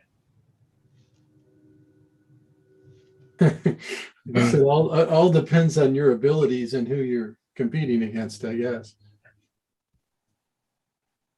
It's like Timmy, it's like being in a boxing gym and someone that pulls punches. It's a little bit more dangerous in fencing. I don't know, but I don't think that there's just like, oh yeah, he stabs people all the time. Like, He has to wear a lot of padding. Yeah, he's good at it. Yeah. no, I meant like he's a cheap shot. You're not supposed to stab, but he's a stabber. Well, somebody said Just looks he like said it. that they thought that there was supposed to be a little ball on the end of it. Yeah, Yeah. there is. Do you think that the grandpa Olympian played with a ball on the end of it though, or was it? Oh yeah, probably not. Yeah. It says, I think the word would be competed. I don't think they would like played. play fence. Yeah, let's go play fencing. Yeah. I think there's been a little ball on the tip of the sword for a long time. Yeah. Um, I gotta say, I think I'd much rather go fencing than boxing, and I'd rather fence again. I'd rather fence against an Olympic fencer than box against an Olympic boxer. Oh heck yeah, Absolutely. no doubt. Yeah.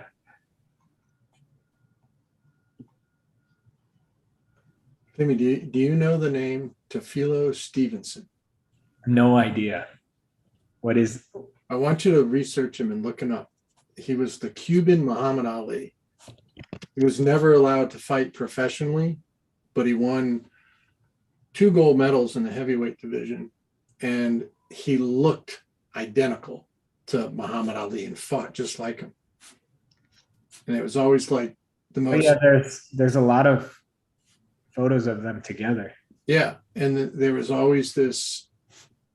And I know what you're about to say. Buildup of super fight between the two. Would he have won? Which is the Yeah. first article that comes up. Yeah. Huh. What do you think Muhammad Ali would have said to that? Oh gosh, cover Well, he your was- head, he'd hit you. Yeah. Wow. There's some really great photography of him. Yeah. And does he look like Muhammad Ali? I can't look it up right now. Oh, he looked a lot like Muhammad Ali. People seem to think so. Yeah. Especially when they were younger, and they had a very similar fighting style, similar talent, which is saying a lot. Putting any boxer in the same category as Muhammad Ali is saying a lot. Well, he was, I mean, amazing athlete, but just an amazing individual too. I mean, just talk about stand up for your beliefs. Mm-hmm. He did it as well as anybody.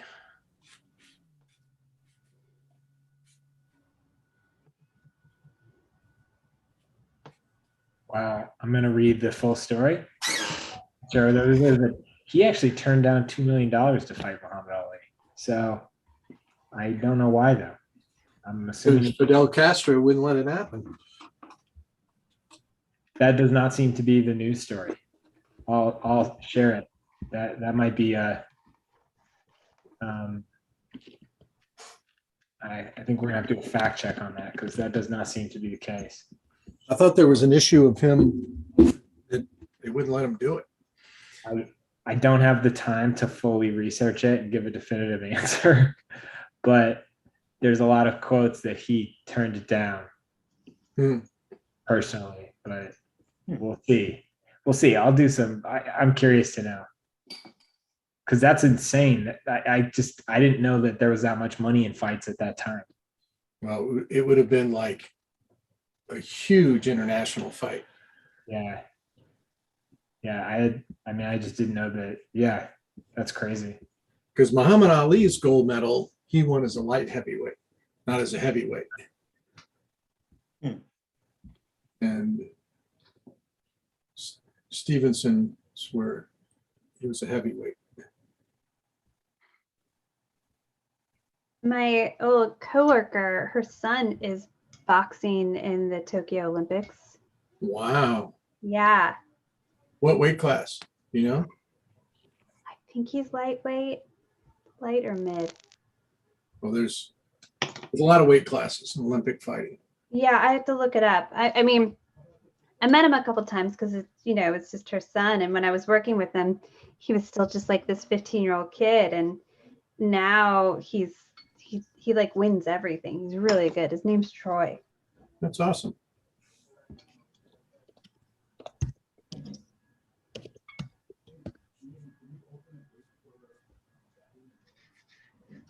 Roy Isley. That's cool. Yeah. Nice. Very cool. I'll look for him. Yeah. That's him, Troy Isley. Middleweight. Well, his mom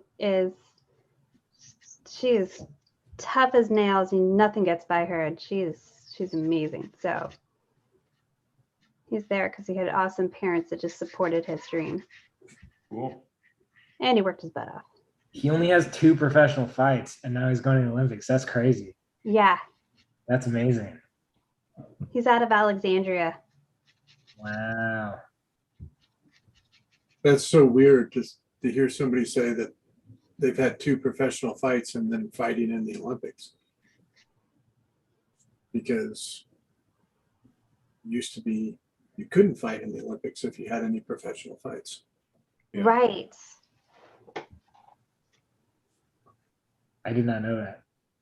Yeah, you couldn't be a professional. All amateur sports. But they changed that, I think, because the U.S. wanted to get basketball players over. Yes. I was just going to say, I can't imagine that rule existed in my lifetime. It did, Man, barely then. right? Because I remember the dream team being there. Yeah, that's why, I think. Yeah. well, then think about like all of like Russian hockey players. We could never compete because all the Russian hockey players were all supported by the government and were paid. And the way that our athletes were paid, it wasn't acceptable. It went for everything. And boxing was one of them that was a huge, just that's why all of the, like Ali was a kid when he fought in the Olympics. And Yeah. when he turned pro, he couldn't fight again. They started, from what I'm reading, they started to abandon it in the 1970s. And then it was completely abandoned in 1990. Yeah, that's interesting. I had no idea. Man, the Olympics must have been pretty boring. It's just, why a limit? I mean, that's such a weird, I wonder what the politics of that rule would have been. Like, why did you do that? Amateur sport. That was the whole idea. It's always been amateur sport. And I know, but like my version of the Olympics has always been, it's the best athletes in the world all going to one place to compete in those sports. well, that was the catch. And they eliminated a bunch of the best athletes because So it was like the best amateur athletes. Yes. yeah. Yeah. And then it became like, okay, well, what Yeah. constitutes amateur and professional? Because Because I remember there used to be discussions of like, oh, he's an Olympic hopeful, but then he's also looking at going pro, and can he afford to wait and be in the Olympics then go pro? Like I remember there was discussions like that. sure. But does that mean that now that pros can be in the Olympics, does that eliminate some really good amateurs? Well, I mean, I guess they're not good enough then, huh? That's right. Or that, well, who knows? Ooh, Phoebe gave us an answer. We got an update. Take it away, Cassandra. Oh no, you go ahead and read it. I'm working Okay. on this. Update on Fencer Grandpa. He said when he first started to fence in high school, he did have a small rubber ball in the end for protection. Then it was changed to tape. Then he wore a specific metallic vest. The foil had a button that, when depressed, produced an electric charge, which would result in a light going off, and told the director the hit was made. Huh. Sounds pretty safe. Yeah. Yeah. I was the second I got to electric charge, I was like, this is interesting. I know. And then I was disappointed to see that it was just to put a light off. Yeah, I was like, A judging mechanism. Wasn't actually painful. I was like, ooh, it sounds like cattle prod meets fencing. Fencing just got so much more intense. Yeah, it's like, how brutal do you want this thing to be? You know? Yeah. Oh, that's so cool. We've got an Olympic. Listen to this, everybody, because seems like a live conversation that's happening between fencing grandpa. I'm going to call this an Olympic call-in to the show, I think. Yeah. That's great. Thank you, whoever. Yeah, thank you, that. Phoebe, for getting us that answer, because that's pretty great. Yeah. This is why everybody that shows up is so great. Like, we throw out random things and don't have answers, and you all are better than Google. Like, immediately someone comes back and like, I do know about that, actually. Somebody saves us. Yes. Yeah. We like to call ourselves curious, not stupid. Uninformed.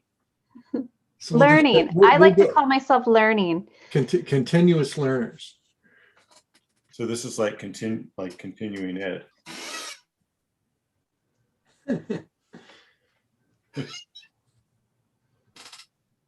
More I draw in Phelps, the more aggressive he gets. The angrier he becomes. Pretty soon, John's drawing is going to be a green guy with. I know. I mean, I could finish him in green. I mean, I did his shoulders like the whole. Oh yeah, he's kind of coming, like looking a little Wolverine. Yeah. Well, he looks like that in the picture. I need to. Yeah. Pulling this together. If I can't do it this quickly, but if I pull all this together and get this right, that will help.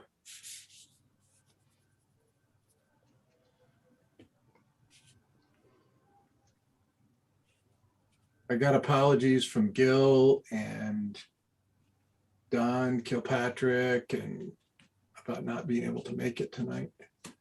Dale apologized too. Yeah. Well, Dale's just a slacker. That's the reason.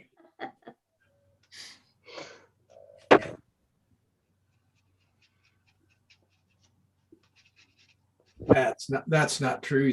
I'm sure he's working on a project. He's hanging out with his son. Is he? Yeah, his son Get surprised better. him with tickets to a baseball game. Oh, awesome. Cool. Good for him. He sent the text right when things were kicking off. I had turned off my messages by then. Kind of rude to wait that long, but it's It was a surprise from his son, so he didn't know. I'm joking. I know. Here, I've got an update from. I'll share this with everybody. I've got an update from Christopher the model from California. We've got Christopher with John's drawing, Oh, there you go. carefully delivered. Yeah, Hand delivered. hand delivered. Drove it all the way to California because we didn't want to ship it. Oh, that's Zero nice. snake bites on it. And this is us before we went and hit the waves. Oh, cool. God, those boards are gigantic. I know, they're pretty huge.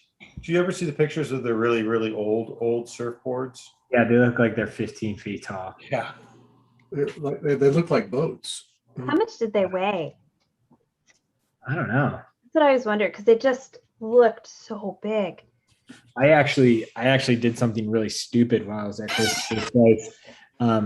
He let me have this board, and which is an extremely nice board that he got a crazy deal on because it was just dinged up enough. But I was getting it out of my truck. It slipped out of my hands. It fell. It hit a rock, and it just took a chunk out of the side of the board. And I got to learn how to repair a surfboard while I was there, which was cool. I actually left it nicer than I found it. I was really proud of it, but I had to patch a the fiberglass on it, and thanks to the destruction I did, I got to learn what was inside of a surfboard, which is just foam. But yeah, I gotta imagine the old ones. I bet they were just solid wood. What do you think? That was my guess. I think so.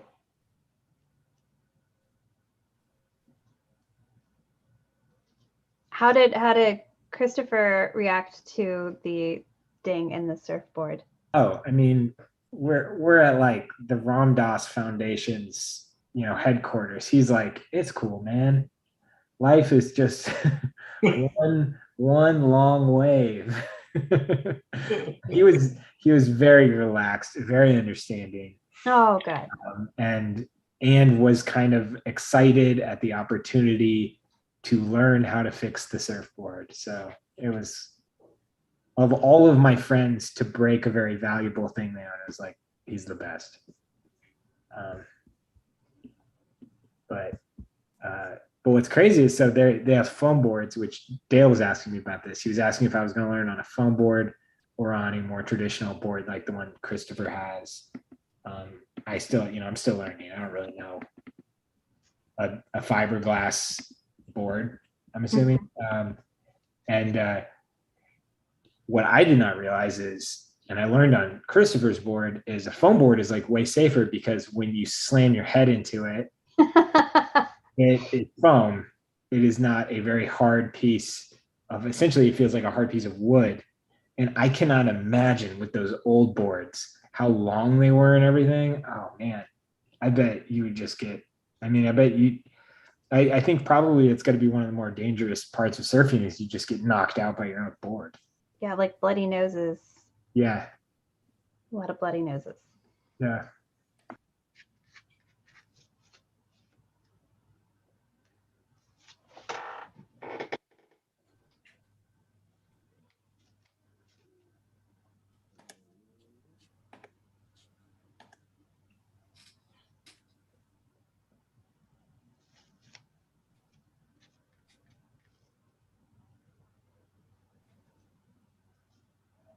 So how heavy was the board that you had? It was super light. I mean, it was I don't know how much. I would guess. I don't know. I if I were to guess, like 10 pounds, maybe, Okay. like total. I mean, and it's like, that's a 9-foot long board, so that's pretty light. Anything that is that big. Yeah. Yeah. But yeah. So Phoebe Bones from California said that foam is easier and lighter, and the longer the board, the easier to stand. However, you need long waves rather than shorter. Yeah, foam board was really hard to stand on. The fiberglass one, it was like in a second. I was standing on it. The first wave, it was really easy. What's the most expensive thing you've ever borrowed from somebody and then broke? Ooh, good question. Yeah, anybody? John, I gotta imagine yours is gonna be a car.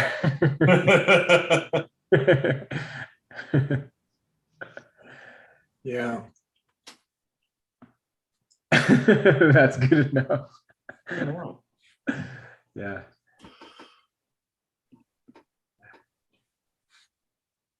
I was trying to think if there was I was just thinking. Yeah, I'm trying to think. I'd rather not say. Yeah. That's probably that was probably the most panicked I was after breaking something that belonged to another person, because also when I broke it, I didn't know that there was a fix situation. Right. I didn't either. I didn't know that you could just you'd be able to patch it if you had a divot in it or something. Completely. Yeah. It's pretty impressive, actually. I don't have the fixed photo, but I have the broken photo. And the broken photo is it was reasonable for me to panic. Yeah. This is not good. I could totally see panicking in that situation. Okay, I got a pretty good one for you. All right. I was parking a friend of mine's boat and took like a huge chunk out of the front end of it on a pier. That was not. What is there an instance where you think like I can disguise this as a pre-existing damage? No, he was with me. Yeah. Because the surfboard, my immediate reaction was, how difficult is it going to be to convince him that this was always there? And it was like, it's not happening. Yeah, let's just not even try. No, it was, Gianna was with me, and Gianna was like, no, that's not, nobody's going to believe that. Here we go. It's pretty good. It was a pretty good incident. Oh, actually, that is. Ooh, Oh, okay, that looks bigger. I was going to say from the one side, I was like, that's not so. Oh, that's bad. yeah, that's a Inside chunk, man. That's about what the boat looked like. When I hit the pier, it had the big like fiberglass chunk out of the front of it. So did you buy a fiberglass repair kit? No. Yeah. My friend just said, "Oh, it's just part of boating." Yeah. This is part of boating. You're good That is- friends, guys. That is a Well, good. 2 or 3 paintings later that I given to him. Yeah. I still give him a painting every once in a while. Unfortunately, if only I'd not given him your drawing yet, I could have said, Yeah, "Hey, there you go. Here you go. here's- Maybe that buttered him up, you know? yeah, I'll trade you a John English painting in exchange for your broken surfboard." Oh my gosh. The closest I can think of is, and remember, I was 15 when this happened. I did an exchange program in Scotland, and it was like my first day with the new family. And this is an unfortunate time when I had bangs, and I plugged in a curling iron incorrectly without like the right like wattage on the end to plug into the wall, and it caught fire. And I stomped it out and pulled the bureau over top of it, and I never told them that happened. Until now. Yeah, See? like it burned some of their carpet, and I just opened the window and just pushed the smoke out the window. Oh man. I mean, someday I want you to ask my sister Stephanie about the firework incident in my room. Oh, no. My parents were out of town, and I blew up I had a brick of firecrackers. I had just come back from Texas where we could get them, and I tried to throw one out the window at a friend of mine, and it hit the sill of the window and bounced and landed right on top of the brick of firecrackers that was on my bed. Oh my God. And it just blew my bed apart. My parents were out of town. And so the first thing I did, I had a quilt that my mother made. I still felt guilty about this. And we always had lots of dogs and stuff. And so I tore all the burn marks off the quilt, which took me a day, and like cut them off and tore it up and told them that the dogs had chewed up the quilt. And I took the pittance, the small amount of money I had in my savings account, and I went out and I bought a new mattress. And I didn't tell my parents about it till I was about 35 years old. And my dad just laughed his ass off. He thought that was the funniest story. Oh my gosh. My mom was mad at me. I guess I was younger than that because she didn't live that long. But my mom was mad at me about the quilt when I told her. My dad, when his parents were gone, he had just gotten like a little, I don't know whatever rifle you give a kid in like 1960 as a toy. Like, you know, no, definitely Red not. Ryder? This was a rifle. Little 12 gauge, nothing big. Yeah. And so he's in the basement of the house that I live in now. And, I know this story. and the garage in the basement there's a door, that basically your basement goes straight to the garage. And his parents are gone. He creates a target, and he gets like 15 cardboard boxes and stacks them together and hangs them over this door. and puts the target, and then he just goes, I just shot this target up like all afternoon. Just was shooting. This is why, I mean, this is insane. But when you think about it, and he said that he goes to look at the target to see, he wanted to see how far they had gone through the target. And he says he took the sheet off, and there's like, a hole in the first cardboard. He takes it, second cardboard, there's a hole. And he starts kind of removing them faster. And then finally he says all the cardboard's gone, and he just sees the door. The door frame is just a hole. Oh my gosh. And behind it, his dad, my grandfather, had just bought a brand new Buick. And it was sitting in the garage, and the thing was just shot to pieces.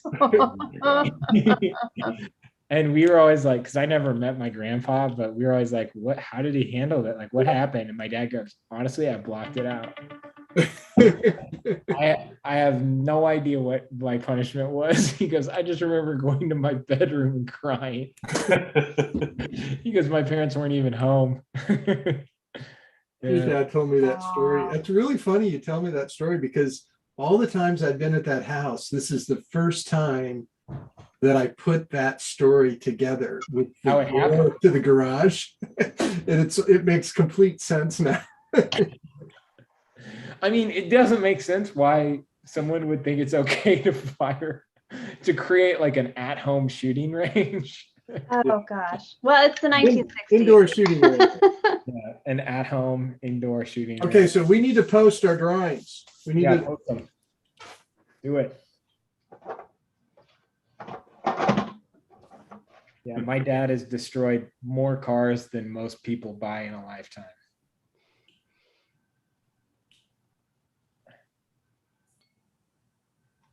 Like, not even joke. That's a completely true statement. Yeah. Cassandra, what color are you using for her hair? That was some alizarin crimson and cobalt blue, and then I added a little ultramarine blue. Cool. It looks beautiful. Oh, thanks.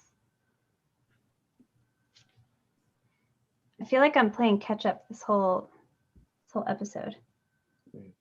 I didn't even attempt to do the right hair color because I don't have those colors in my palette right now.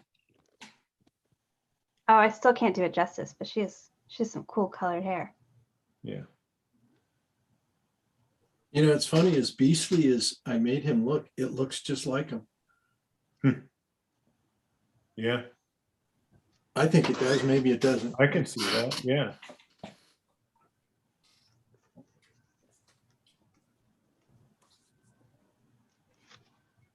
All right.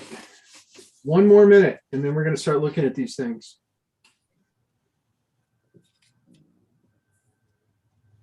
I might need brighter lights. My drawing looks much darker on the screen than it really does. Well, I see some other people that made him very beastly also. It's cool. I mean, it's an intense expression that he has. I think you hit it. Yeah, I haven't explained the mouth very well. I need to do that. Yeah, that mouth is tough with the teeth. Yeah. Yeah. But I was loving the aqua. You're not going to see it in the black and white photo, but there's some beautiful aqua lowlights. I almost posted some shots of him in the pool swimming. It would have been tough to do, but man, there was some really great stuff. Is it just tough because of the water, John? Or Yeah, it would have been difficult. Once I pulled a few of them, and then I started seeing more of them. I think I could have found, maybe we'll do that some other time, some of him swimming, which would have been fun. But specular highlights in water in a 20-minute pose, that's a tough ask. Yeah. To try to make the water believable. That's like the do you remember at the Brandywine Museum, there's this big oil painting of a vase that NC Wyeth did, and it's gorgeous. And what it looks like is they took a dusty vase and he wiped his hand over the glass. So you have like the matte dust covered area and then the area with the specular highlights. And in the corner, there's a little 45. because he painted it in like freaking 45 minutes, and it's the most beautiful painting ever.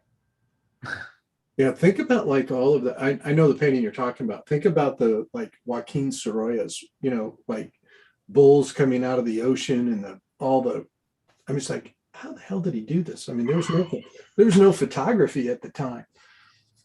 So good. It's very humbling. Yeah. Okay, I'm gonna hit refresh one more time.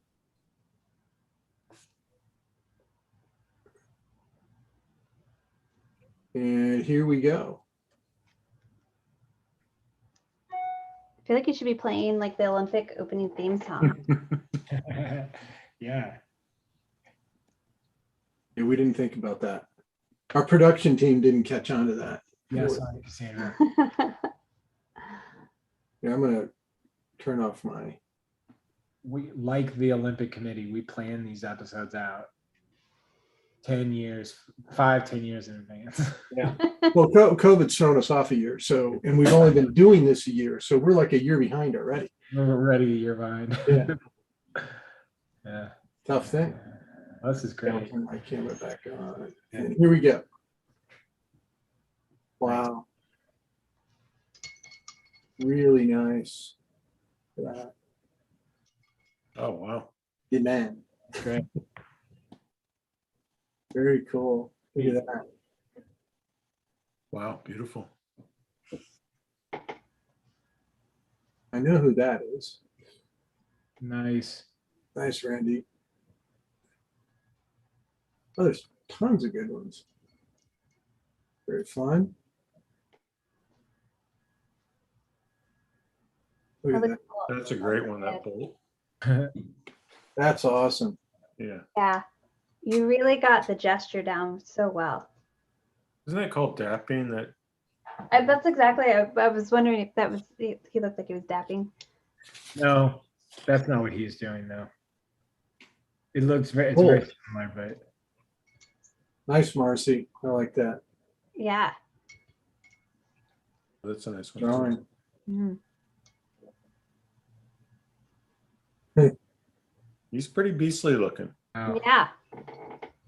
Yeah. Yeah. That's as beastly looking as mine. John, is that your old chair? No, it's my new chair that. I don't believe for a second that that's the Oh, that one looks good. Yeah. Sandra, you had the. Oh, that's cool. Sorry. Busted. I'm just gonna keep laughing. Oh, look at that. These are fun. Oh, that's cool. Yeah. That's great. I was just thinking that Phelps kind of looks like a Philip Burke character. Oh, that one. Yeah, that one looks really nice. Nice drawing. That's very nice.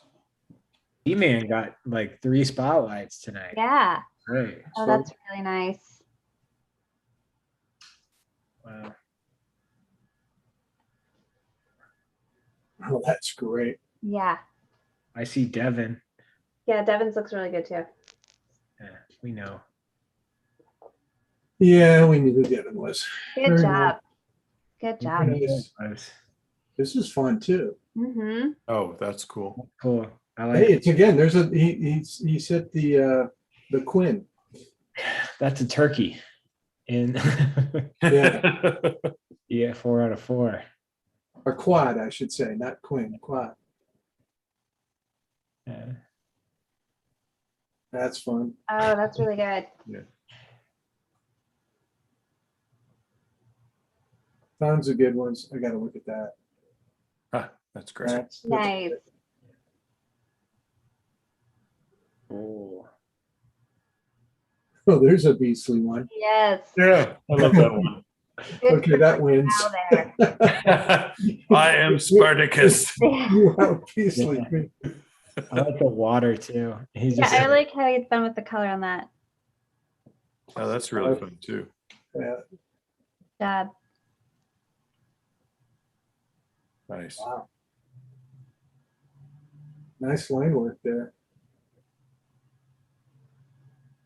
Hey,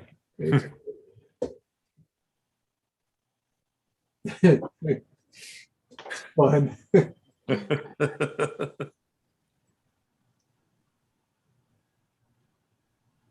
Nice drawing. Oh, really nice. Mm. If you see something, and I haven't. Oh, that's a nice one. Yeah. That's really Oh, good. good, Julian. Oh, way to go, Julian. Yeah. See, that's very Wolverine. Yep. Nice articulation on all the muscles too. Hmm. Oh, look at that. What a nice face.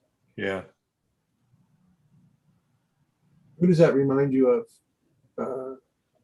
Bill Painter from History. Ben Sean. There you go. Yeah.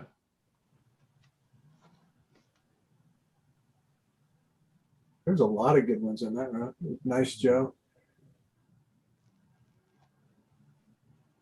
Oh, gotta see this. Oh, that's really cool. Yeah. Nice ball.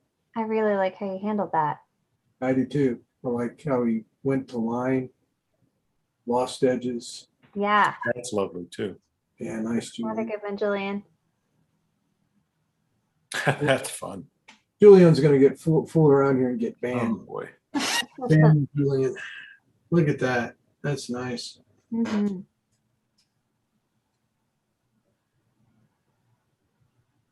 Oh, there, Oh, that's there he great. is. That looks like George Pratt. I think It does look like George Pratt. That's like a I young think, George Pratt. I feel like Felicity got the mouth better than me. Oh, look at this one of hers. Though. That's beautiful. Wow. Oh, that's I lovely. love that texture in the cheek too. That's time for another trade there. I love that. Wow. Beautiful. Whew. Oh, that's really nice too. Mm. Yeah. Color. See if that's Oh, Karen. good job, Karen. Yeah, nice one. Very nice. That whole Rockstride family's got talent. Oh, yeah. Oh, yeah. Peter. Nice one, Peter. Really nice.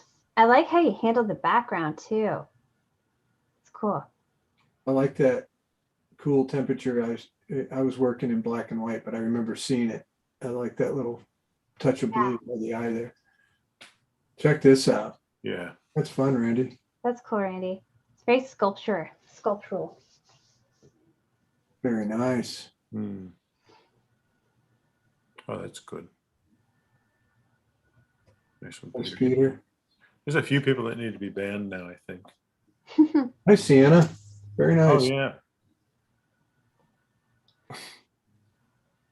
That's Chuck. That's Sienna's dad, right? Yep. Yeah. Cool piece. Look at that. Those eyes. Those are really nice. Very cool. Nice, Mike. Mm, Mm-hmm. really nice. Oh, that's a good one in the middle there. Fun. Ooh.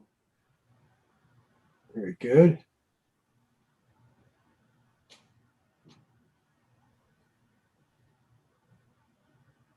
This is Oh. nice. Wow.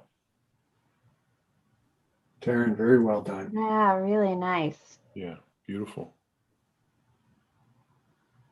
Oh, I like that one. I really like that one. Bad face day. Yeah, I think that's hilarious. Very good. It's hard to be selective on these. There's so many. That's interesting. And John, you may be underestimating how many more there are. Are there a lot more? Yeah, Oh, that one's really nice. Okay, I'll be more selective. great. This is great though. I love checking them out. Yeah. Really nice. Oh, that's cool.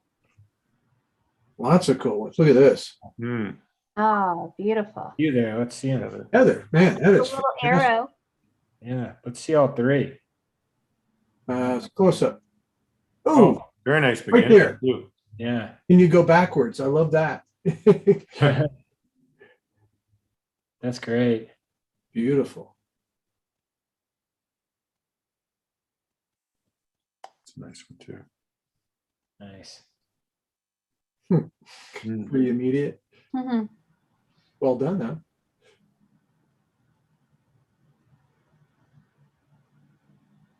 Very good, Oh, Sienna. nice, Yeah. Sienna. I like the cartoonish one on the right is cool.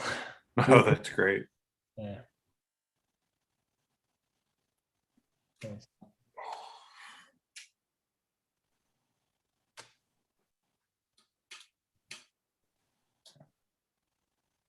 A lot of new artists with us tonight. That's great.